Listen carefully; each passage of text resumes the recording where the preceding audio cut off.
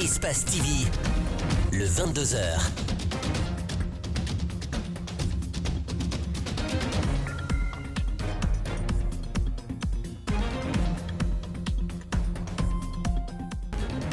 Vous êtes nombreux à attendre cette heure. Merci de votre fidélité au programme d'Espace TV. Bonsoir à tous. Au sommaire de ce 22h, des interpellations des citoyens par le haut commandement de la gendarmerie. Le procureur général paie la cour d'appel de Conakry sort de ses gonds pour mettre en garde Charles Wright. Précise que le colonel Bala Samoura n'a aucune habilitation de jouer le rôle de la police judiciaire et menace des poursuites. L'enrôlement et la délivrance des passeports biométriques finit la longue attente suspendue pour incompréhension avec le partenaire. Le ministre de la Sécurité et de la Protection civile vient d'ordonner la reprise des opérations. Et sur le terrain, des demandeurs ne perdent pas le temps. Notre angle de ce soir, nous vous amènerons à la découverte des toilettes publiques à Conakry. Vous allez le voir, les lieux censés soulager ne donnent aucune envie de les utiliser. C'est le grand format signé Yenel Pemba Coulibaly. Voilà pour le sommaire. Dans un instant, les détails.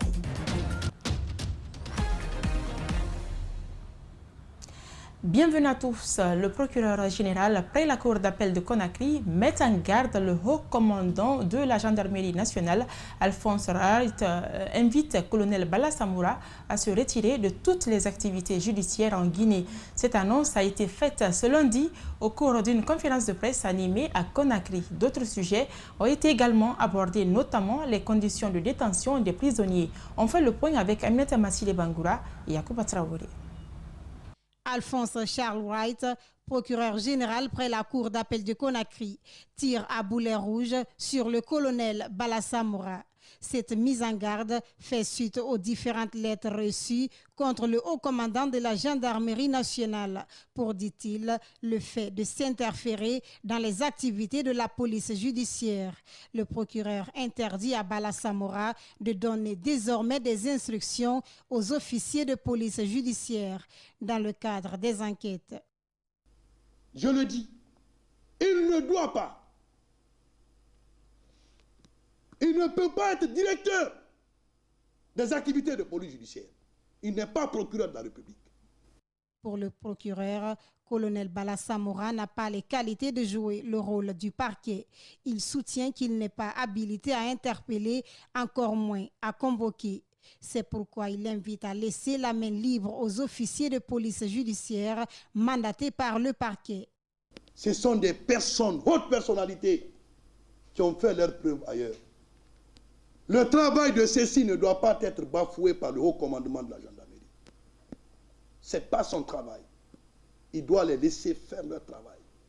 Au cours de cette conférence de presse, Alphonse Charles Wright s'est aussi prononcé sur le cas de feu Al-Hassan Bangoura, récemment décédé en détention à la maison centrale de Conakry.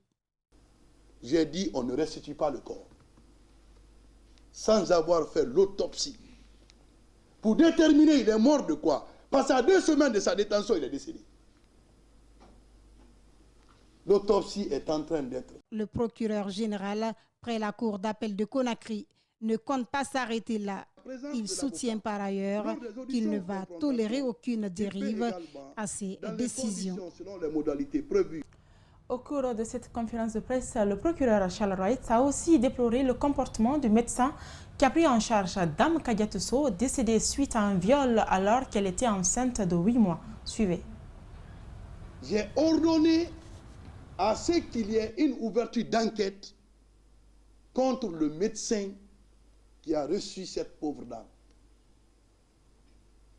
Pourquoi? L'autopsie a relevé qu'il y a eu défaillance du médecin qui a reçu la dame. Une commission a été mise en place composée des médecins qui ont produit un rapport et il ressort de ce rapport que le médecin a failli aussi. Aujourd'hui, le médecin est poursuivi devant la juridiction de Dubrika. Le procès engagé contre le colonel Aboubakar Fabou Kamara, Mohamed Lamine Simakan de la BRI par Seko Koundouno et Ibrahim Diallo du FNDC a eu lieu ce lundi à la cour d'appel de Conakry avant d'être renvoyé au 11 avril prochain. Une décision que justifie le juge audiencier par l'absence à l'audience du substitut du procureur en charge du dossier. Les avocats des deux parties se plient à la dite décision et souhaitent que la prochaine date soit respectée. Ils sont au micro de nos reporters Aminata Massi de Bangoura et Yacouba Traoré. Au nom du principe de l'indivisibilité, on n'avait pas besoin que ce soit forcément Bora qui siège dans ce dossier. À partir du moment où d'autres membres du ministère public, du parquet général étaient déjà présents, on devrait admettre que les débats se poursuivent. Mais encore une fois, nous respectons la décision qui vient d'être prise. Nous reviendrons encore à l'audience prochaine pour débattre de cette affaire, avec espoir que ce sera la fin.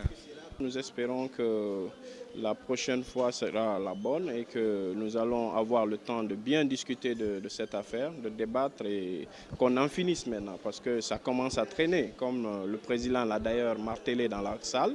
Ça commence vraiment à traîner et il faut qu'on en finisse maintenant, c'est important. Comme annoncé dans un communiqué par le ministre de la Sécurité et de la Protection civile, les opérations d'enrôlement et de délivrance des passeports biométriques ont repris ce matin dans les commissariats centraux de Matoto et de Nongo, seuls disponibles pour le moment. C'est tout un monde qui s'est donné rendez-vous. Mamadou Saliouba, Ibrahim Souma. Ils sont tous venus renouveler leur passeport. Des dizaines de personnes qui, depuis plus de 2 mois, attendaient ce jour avec impatience. Le pays était bloqué, les citoyens guinéens qui voulaient partir à l'extérieur pour les différentes affaires, que ce soit pour les traitements, que ce soit pour les études, que ce soit pour rencontrer des familles, ou que ce soit pour acheter des marchandises dans le cadre du commerce, étaient bloqués. Tout le monde était un peu pénalisé dans ses activités, en tout cas ceux qui avaient leur passeport expiré. Alors ce matin, Moussa n'a pas perdu une minute. Venu de la France, il a dû prolonger son séjour et aujourd'hui, il risque de perdre son emploi à Paris. Alors, il lance un appel au gouvernement. On demande l'État encore de faire des efforts, plus qu'ils font, on sait qu'ils font, mais pour le renouveler, pour le redoubler les efforts, de décentraliser surtout les choses un peu dans les régions et surtout dans les ambassades aussi, pour que les gens obtiennent soit les cartes d'identité ou soit le passeport, peu importe, tout ce qui est titre de voyage, à la facilité, quoi, parce que c'est très compliqué. Avec l'arrêt de la délivrance des passeports dû à un malentendu entre l'État guinéen et la société Iris, ce sont plusieurs personnes qui ont dû prolonger leur séjour, renouveler leurs billets et plus encore manquer des opportunités. Ce matin, tout reprend, presque sans fausse note. Je viens d'Abidjan, ça fait près de 2 mois que je suis là pour le passeport.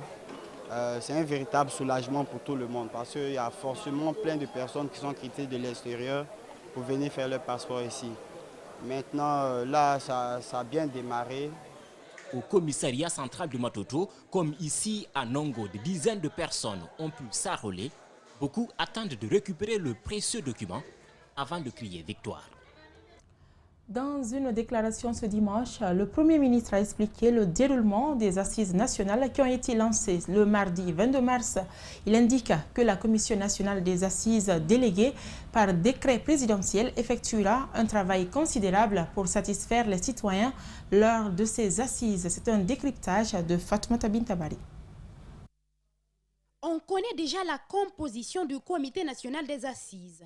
Une équipe de 31 personnes à sa tête et l'âge Mamadou Saliou Kamara, grand imam de la mosquée Faisal de Conakry, et Monseigneur Vincent Koulibaly, archevêque de Conakry. Ceux-ci ont par le passé effectué un travail qui servira de bréviaire à cette nouvelle équipe. Leur travail s'appuiera tout d'abord sur les conclusions de la commission provisoire de réflexion sur la réconciliation nationale CPRN. Il a également prévu une concertation nationale et internationale lors de ces assises, une inclusion de toutes et tous pour permettre de pointer du doigt et réparer les véritables tares du pays. Mettons-nous au travail pour organiser les forats, desquels, je l'espère, sortiront des propositions constructives.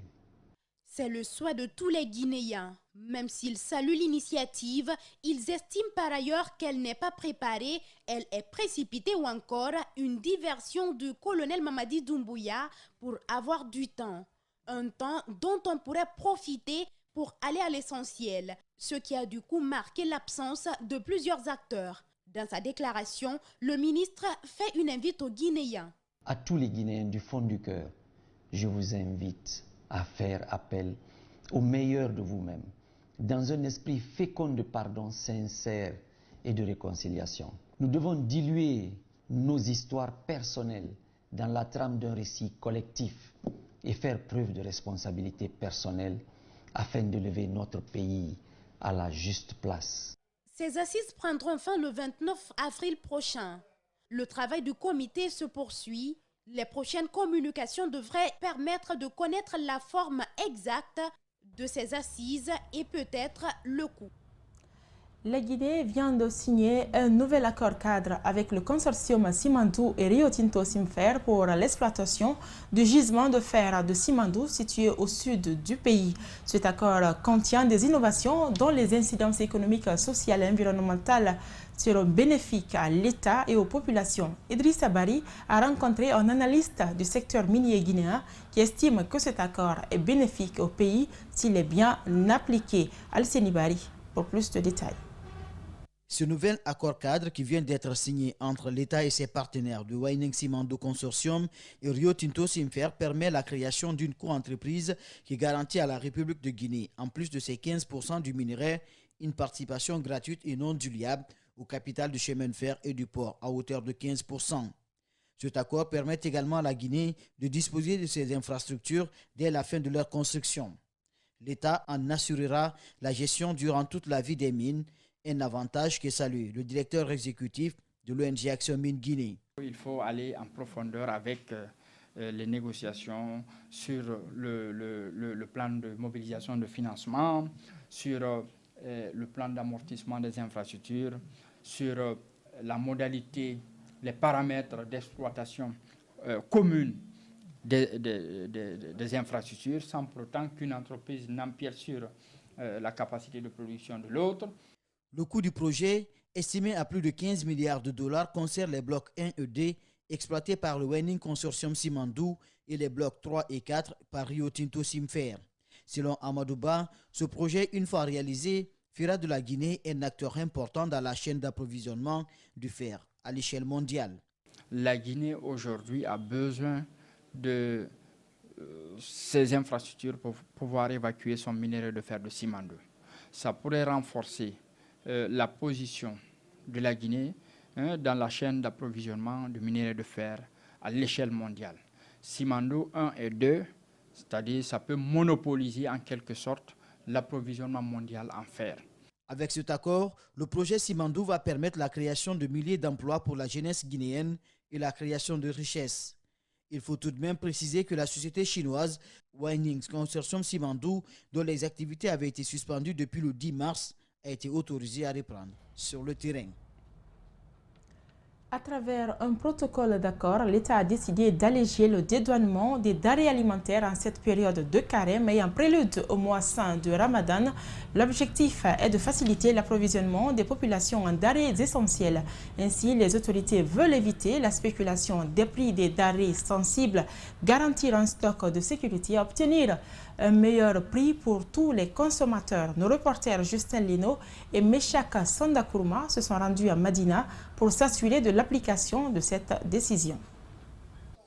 Lundi à Madina, le plus grand marché de Conakry. Aminata Belisso est venue s'acheter du sucre dont le prix a baissé jusqu'à 385 000 francs guinéens. Le ramadan de cette année, elle le trouve déjà facile. Surtout nous les femmes, ça nous arrange, surtout avec le mois de carême. Quand les prix diminuent, vraiment, c'est une joie pour nous. Toutefois, la majorité des citoyens qui saluent la décision des autorités souhaitent qu'elle continue. Même après le mois saint du Ramadan. Oui, c'est notre plus grand souhait, que ce soit continuel, que les prix soient abordables sur toute l'étendue du territoire guinéen. Et nous réjouissons puisque tout le monde veut que les prix baissent. Ici à Madina, la clientèle est au rendez-vous, comme chez Mamadou Sadio Bari, importateur grossiste du sucre et du lait. Oui, les gens viennent acheter un peu, pas comme dans les années passées, mais quand même les gens, ils payent un peu quoi. Les clients viennent de temps en temps et s'approvisionner à Madina, ils payent un peu. La plupart des grossistes interrogés acceptent de coopérer pour le Ramadan. Si le gouvernement arrive à décider quelque chose, nous, on obéit au fait. Sur le terrain, le vice-président de la chambre communale de Matam a révélé que le souci se situe au niveau des prix du lait et de l'oignon. Quand vous calculez, le sac peut être à 143 000. Maintenant, si vous vendez ce sac-là à 120 000, c'est que c'est la perte qui est là. Et sur le protocole, on avait dit vraiment d'accepter la Sierra Leone parce que l'oignon, ce n'est pas comme le riz ou l'huile, tu ne peux pas garder. Quand tu amènes et que ça fait une semaine sans que ça soit vendu, ça va pourrir. S'approvisionner en eau potable, un véritable parcours de combattant pour les habitants des îles de Benti, situées dans la préfecture de Forêt-Karia. Ces îles, non ni robinet, ni fourrage, les habitants sont obligés de traverser chaque jour la mer par pirogue pour trouver de l'eau potable. Ceux qui n'ont pas les moyens de s'en procurer quotidiennement se contentent de l'eau provenant des puits. Nos reporters André Mossier Milimono et Abdoulaye Kamara se sont rendus sur les îles de Koloya. Suivez leur reportage. Nous sommes à Benti, à 98 km de la préfecture de Forêt-Karia. Ces bidons remplis d'eau potable sont prêts à être acheminés vers des îles qui en sont en manque. Les habitants de ces îles sont obligés chaque matin de rallier le village de Benti en pirogue pour s'approvisionner. Le bidon d'eau coûte 3 000 francs guinéens. Les pirogues chargées, nous embarquons pour les îles de Kakoutoulaye, l'une des destinations de ces dizaines de bidons d'eau. Cette île existe depuis 1875. Nous n'avons jamais eu d'eau potable ici. On peut avoir l'eau du robinet ou des forages, mais il n'y a personne pour le faire. Chaque famille ici débourse jusqu'à 30 000 francs, y compris les frais de la traversée pour avoir de l'eau potable. Pour ceux qui n'ont pas ces moyens, ils utilisent l'eau de pluie. Boire cette eau trouble et salée est devenu une habitude. Aucun effet sur leur santé, selon eux. Ça n'a aucun effet secondaire sur nous quand nous la buvons, puisque nous sommes habitués. Les habitants des îles de Kakoutoulaye ont tenté en vain de trouver une solution à cette problématique liée à l'approvisionnement en eau potable, dont le transport est devenu une activité rentable pour les propriétaires de pirogues.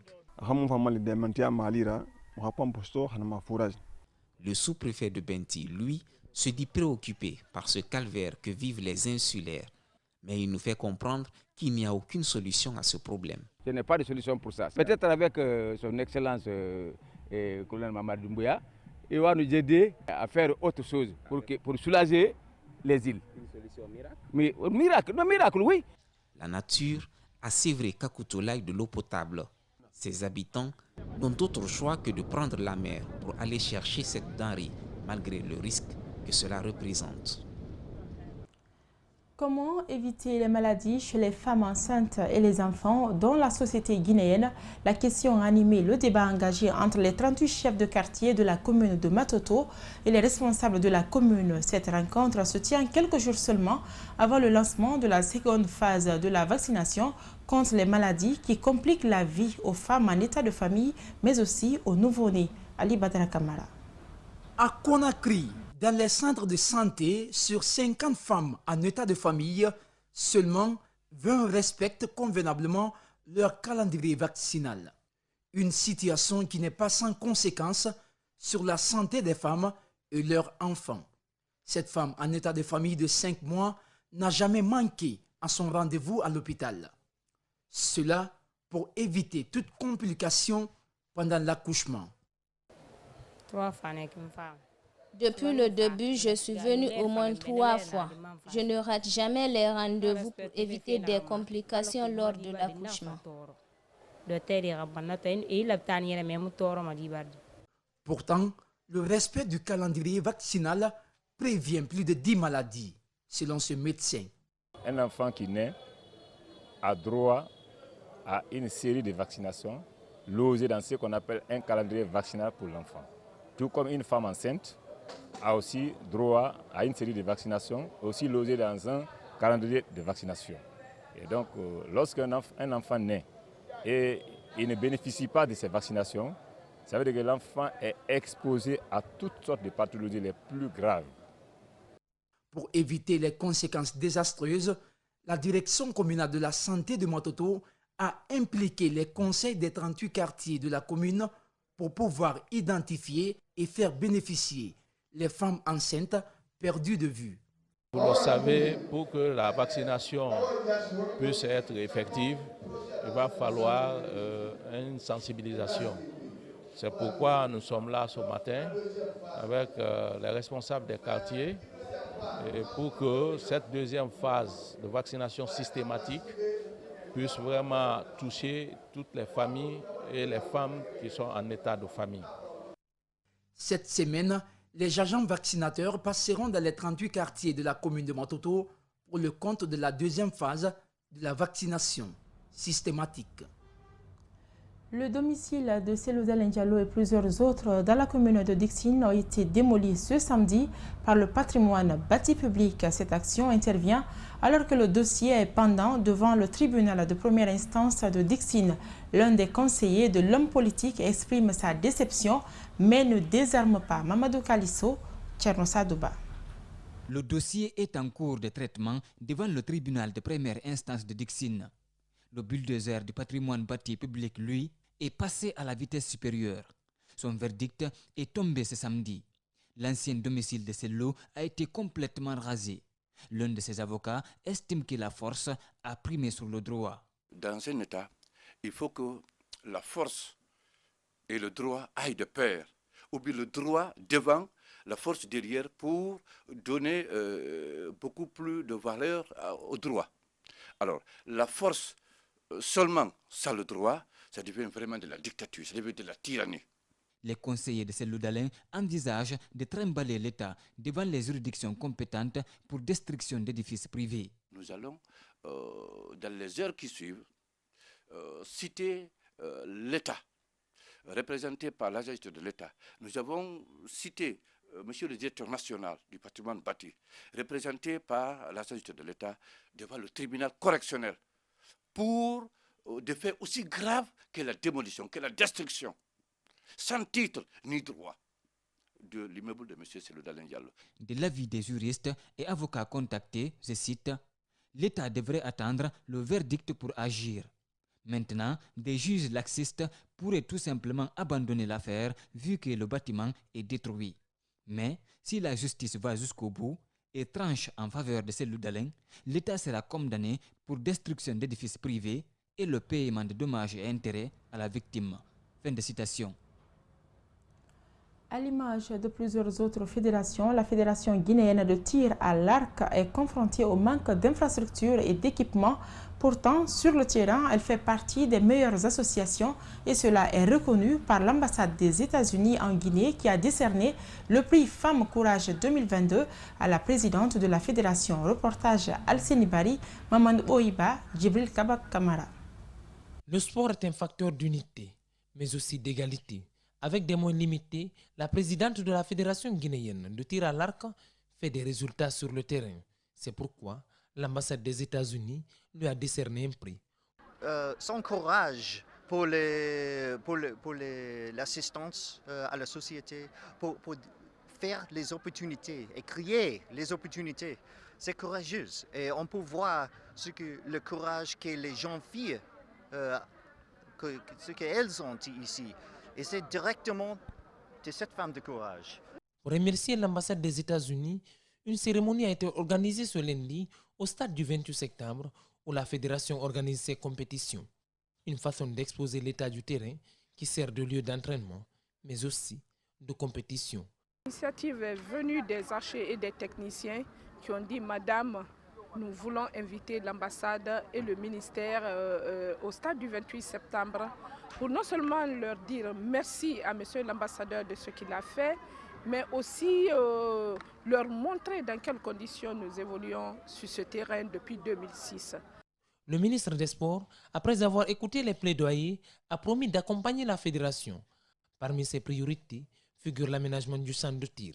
On peut donner, les outils qu'il faut pour que ces personnes puissent évoluer dans les meilleures conditions. Et la meilleure des choses qu'on peut faire, c'est peut-être les aider pour pouvoir avoir une infrastructure digne de ce nom. Et donc ça va être une des priorités de mon département, de pouvoir équiper ce terrain d'un sol accessible aux personnes, notamment à mobilité réduite, que je vois qui pratiquent aussi ce sport. Donc il faut qu'on donne un terrain accessible le plus rapidement possible. Comme le championnat national, la Coupe nationale de tir à l'arc aura lieu à l'intérieur du pays pendant le deuxième trimestre de l'année en cours. Et c'est la ville de Djubreka qui va abriter cette coupe. Le journal se poursuit, à présent l'angle du jour.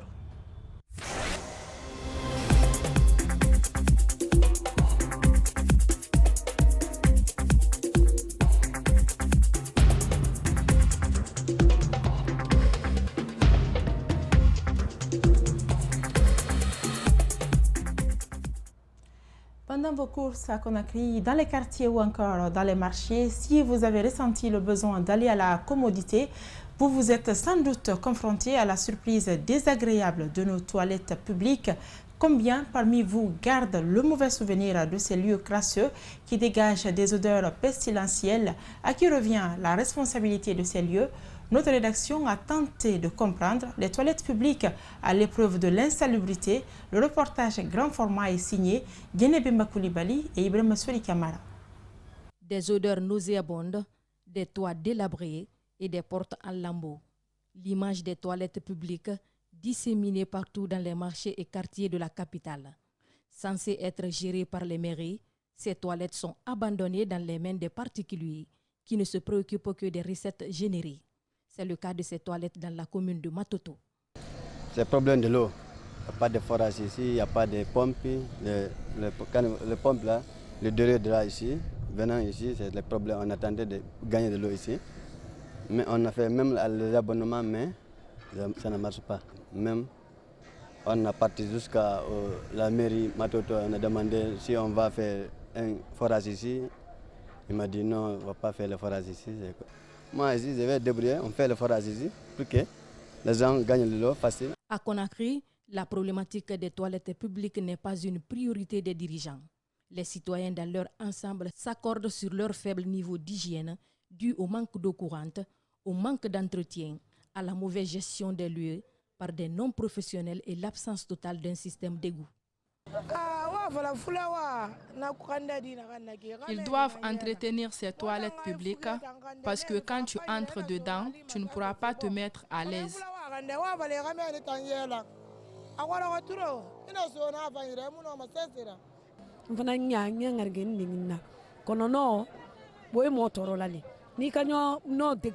C'est parce qu'on n'a pas le choix qu'on entre dans ces toilettes publiques. Nous demandons à l'État de nous aider à avoir des désinfectants. Sinon, nous, les femmes, nous serons infectées.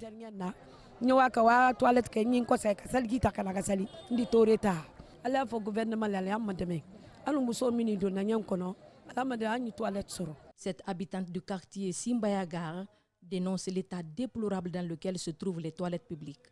Elle a décidé de ne jamais y entrer pour se mettre à l'aise, pour des raisons d'hygiène. Au fait, les toilettes publiques de la Guinée, surtout Conakry, sont très sales. Ce n'est pas au fait utilisable. Il y a des infections, surtout nous les femmes, là, étant exposées à des infections, là, ce n'est pas normal. Vu que les infections, ça rend un peu les femmes infertiles, je vais dire comme ça. Donc pour ça, je n'utilise pas trop. Pour les hommes aussi, ils peuvent contaminer les femmes en utilisant ça. Donc je pense qu'on devrait dire à l'État d'améliorer un peu la propriété à ce niveau. Un manque d'entretien flagrant qui devient gênant. D'ailleurs, cette situation ne choque que les visiteurs. Les vendeuses habituées des lieux ne s'en plaignent plus, puisque c'est devenu une partie intégrante de leur quotidien.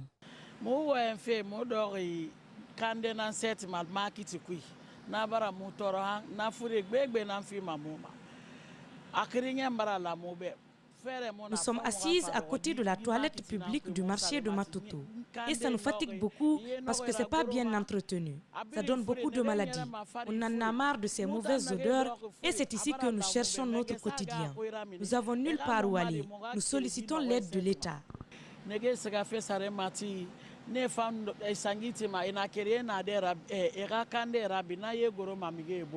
Par ailleurs, Cet autre gestionnaire de toilettes publiques évoque le faible revenu et les difficultés d'accès à l'eau. Mais avec de la volonté, on peut se résoudre à rendre propres ces lieux, nous confie-t-elle.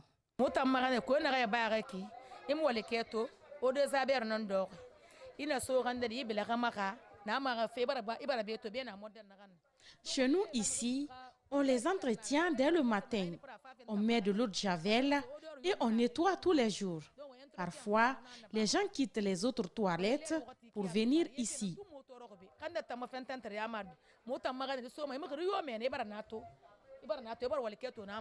Une promenade dans ces marchés de Conakry marquera à tout jamais le visiteur qui se souviendra de ces odeurs insupportables que dégagent les toilettes publiques. Namani Nkonde est la présidente des femmes du marché de Yimbayabouji. Elle rassure qu'à leur niveau, des dispositions sont en train d'être prises.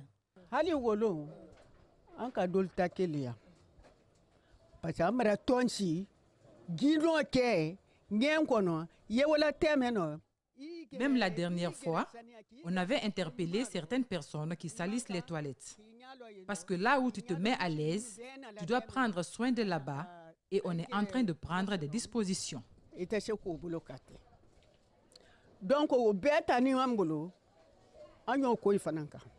Les regards sont donc tournés vers les autorités de la ville de Conakry, qui ont la charge de promouvoir un réseau de toilettes publiques respectant les normes sanitaires et environnementales.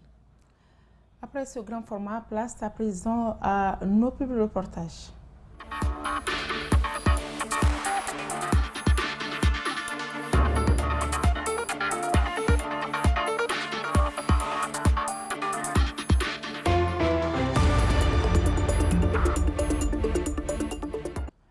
Quel est l'état des lieux de ces réalisations à Dabola dans le cadre du parrainage des enfants démunis et sa touche pour le développement communautaire?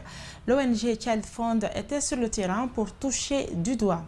Le projet Haute Qualité des services de santé HDS a elle aussi organisé la première sortie de la clinique mobile ce week-end dans la sous-préfecture de Benti, préfecture de Forêt-Caria.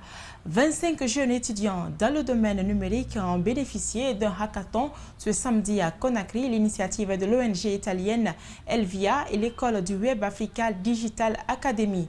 Les femmes de l'ARENA, l'Alliance pour le renouveau national, se sont retrouvées ce week-end pour clôturer le mois de mars, mois de la femme. L'objectif est de rapprocher d'autres femmes apolitiques afin de les amener à s'intéresser à la politique.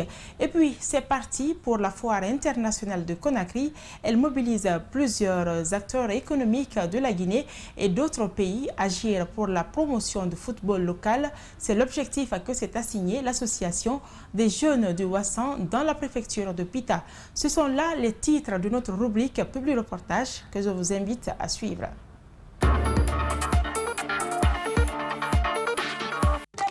À Dabola, ils sont plus de 2000 enfants parrainés et protégés par Child Fund Guinée. Pour mieux assurer la protection et l'éducation de ces enfants démunis, l'ONG multiplie des réalisations en faveur des familles et des communautés. Des centres d'éducation communautaire, des écoles, des forages, des centres de santé sont construits dans la zone. Parallèlement, Child Fund Guinée soutient l'autonomisation des femmes à travers des AVEC, associations villageoises d'épargne et de crédit, pour lutter contre la pauvreté dans la préfecture. Nous accompagnons les fédérations dans l'identification des femmes les plus vulnérables au niveau de ces communautés, les mettre en groupe, en association et des fois même apporter un push financier pour qu'elles puissent vraiment être efficaces au sein de ces groupes.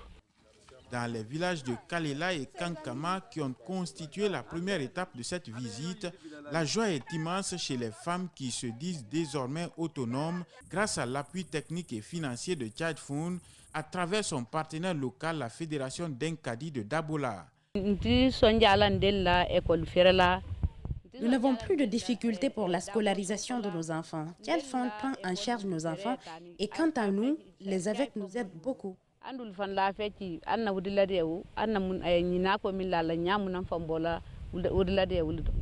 À Matigila et Numesouria, ce sont des centres d'éducation communautaire qui sont construits et équipés pour le bien des tout-petits grâce à l'appui financier de Child Fund Guinée.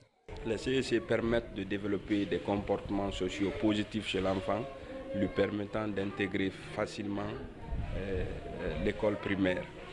L'accès à l'eau potable avec plus de 115 points d'eau et fourrages réalisés dans les villages de la contrée, le renforcement de la santé communautaire, la lutte contre les mutilations génitales féminines sont entre autres acquis à l'actif de Tchaïfond Guinée dans la préfecture de Dabola. À l'occasion de la présente mission, un nouveau forage est inauguré et mis à la disposition des populations de Sagantarala. Une réalisation qui vient mettre fin à plusieurs années de calvaire de recherche d'eau potable des habitants de ce village de la sous-préfecture d'Alpha Moussaya dans la préfecture de Dabola.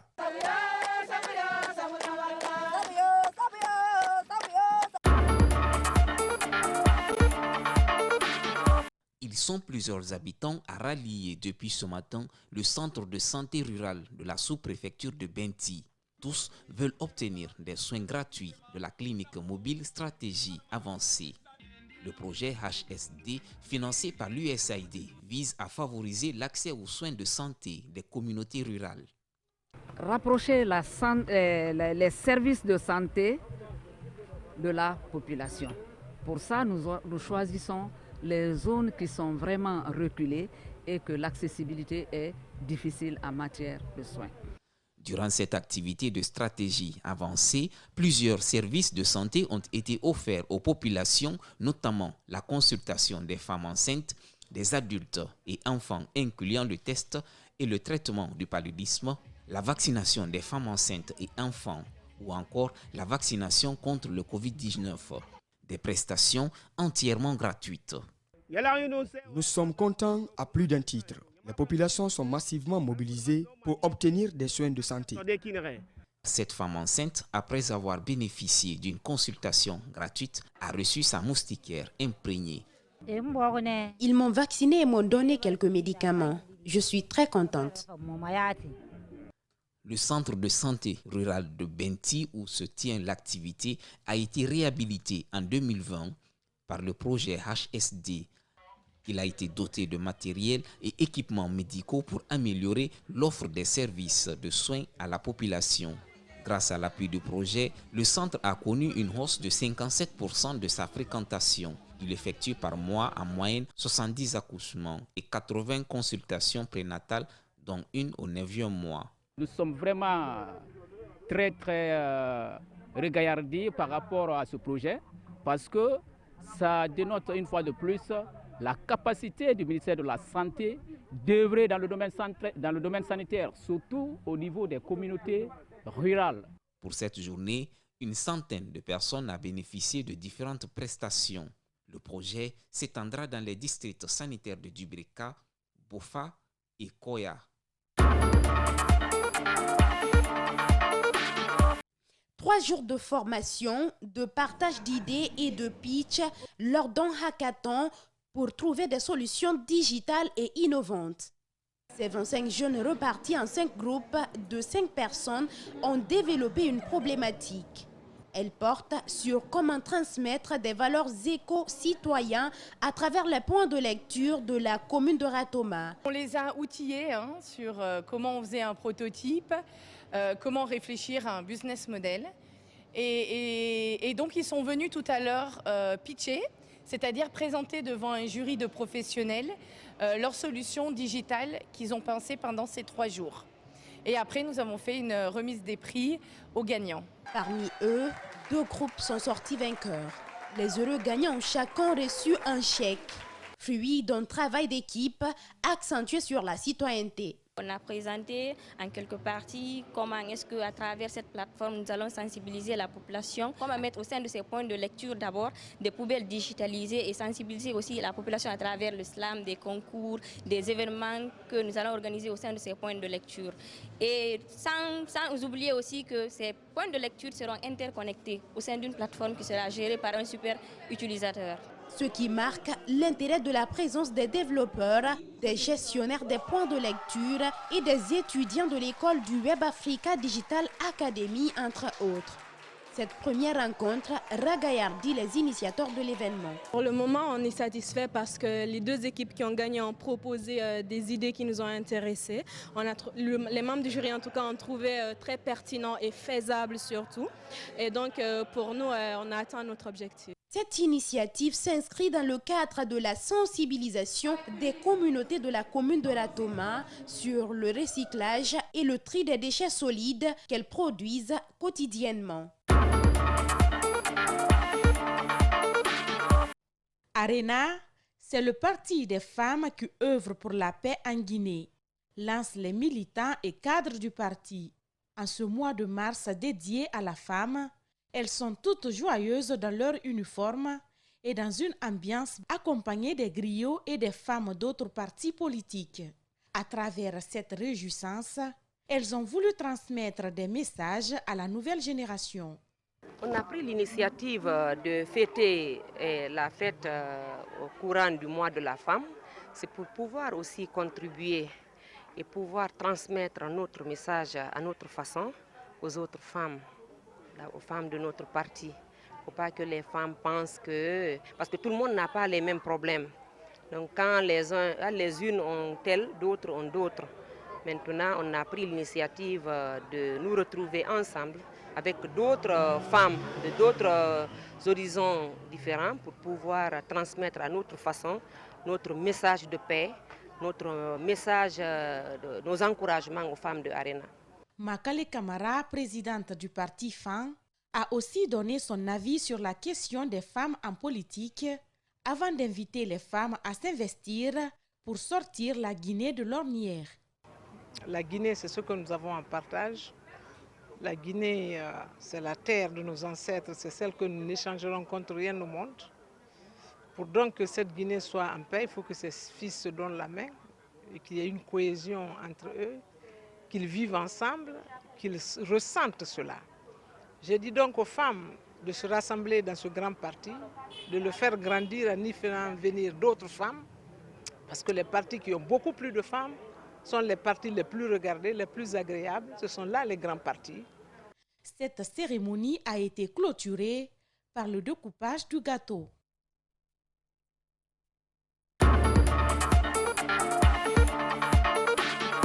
Cette foire est une plaque tournante des échanges dans la capitale guinéenne. La foire artisanale de Conakry, un espace de négoce qui se tient au cœur de la capitale guinéenne tous les ans.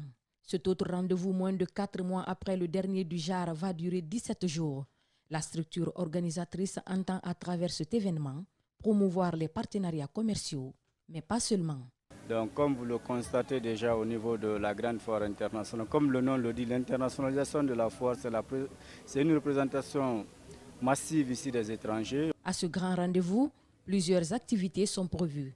Les conférences débats, les journées de promotion d'entreprises, les animations podium, les concerts et spectacles pour les jeunes visiteurs. De venir aussi se procurer ici d'une meilleure santé de nos amis burkinabés, béninois qui nous envoient des produits purement pharmacopées. La grande foire internationale de Conakry accueille un espace dédié aux artisans venus de partout dans le monde.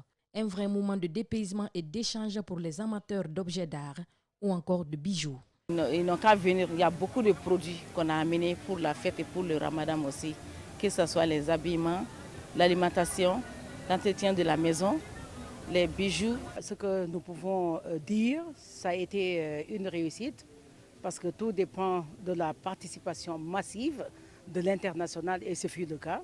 C'est les différents produits de Burkina, les pains, les chemises et le complet. Et nous invitons la population de venir visiter parce que vraiment on les attend. L'initiatrice de la campagne Selfie Déchets a félicité les exposants qui ont effectué le déplacement pour prendre part à ce grand événement. Selon elle, cette foire est une occasion de promouvoir l'économie. Montrer que ces déchets-là sont utiles. Ce que vous voyez aujourd'hui sur cette bâche-là, les déchets plastiques peuvent être transformés en des articles divers. Donc c'est pour montrer aux gens, c'est un centre d'information, d'éducation et d'écologie. Donc nous nous sommes dit qu'il fallait vraiment faire une innovation, montrer que quand il y a des événements publics de grande ampleur, il faut également penser à l'environnement pour réduire notre empreinte écologique. Cette édition de la Grande Foire internationale de Conakry a connu la participation de plusieurs exposants de divers secteurs d'activité. et 7 pays y prennent part.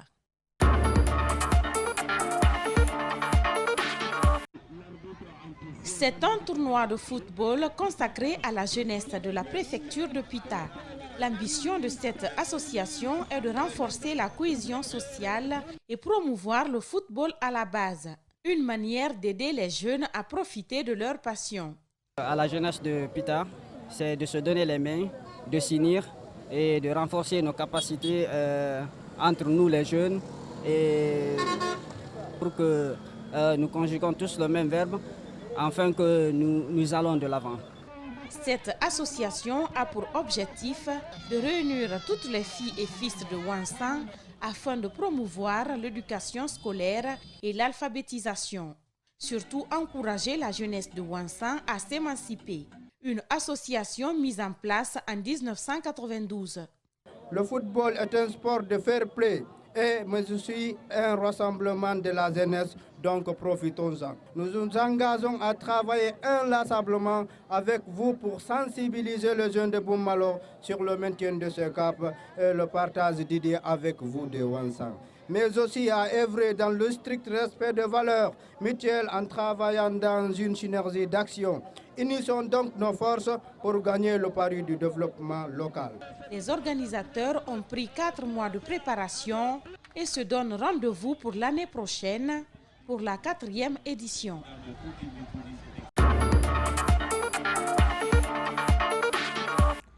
Et c'est la fin donc de ce journal. Merci de votre aimable attention. Merci à l'équipe de la rédaction et à celle technique.